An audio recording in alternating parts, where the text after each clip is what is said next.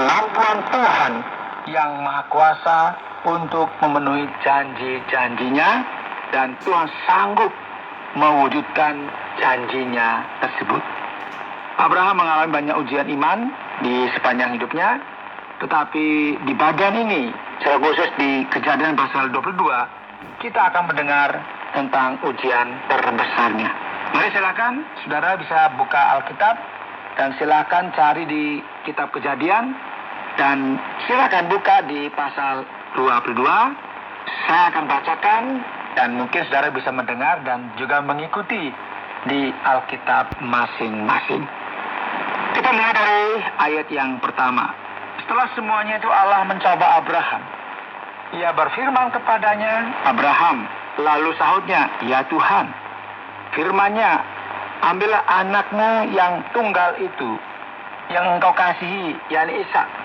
Pergilah ke tanah Moria dan persembahkanlah dia di sana sebagai korban bakaran pada salah satu gunung yang akan kukatakan kepadamu."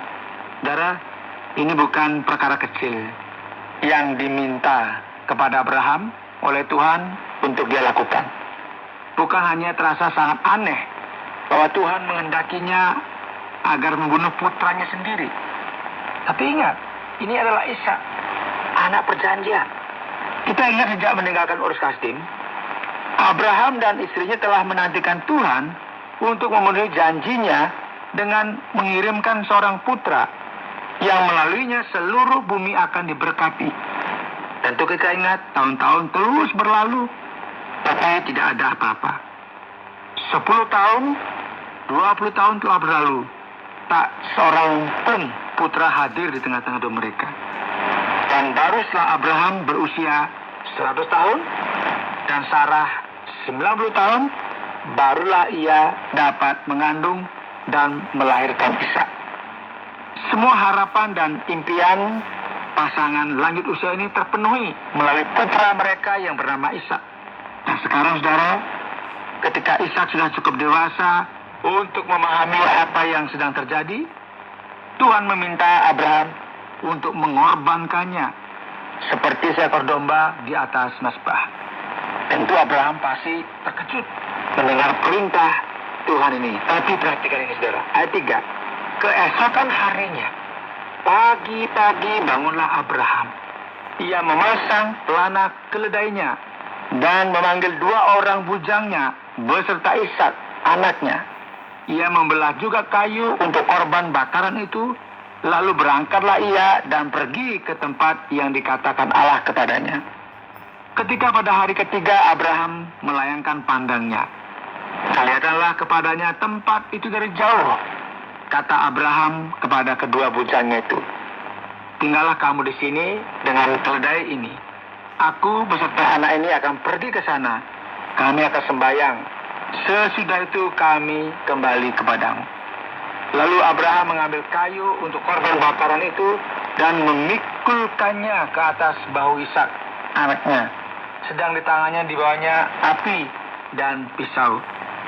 Demikianlah keduanya berjalan bersama-sama. Lalu berkatalah Ishak kepada Abraham, ayahnya, "Bapa?" Sahut Abraham, "Ya anakku." Bertanyalah ia, "Di sini sudah ada api dan kayu. Tetapi di manakah anak domba untuk korban bakaran itu?"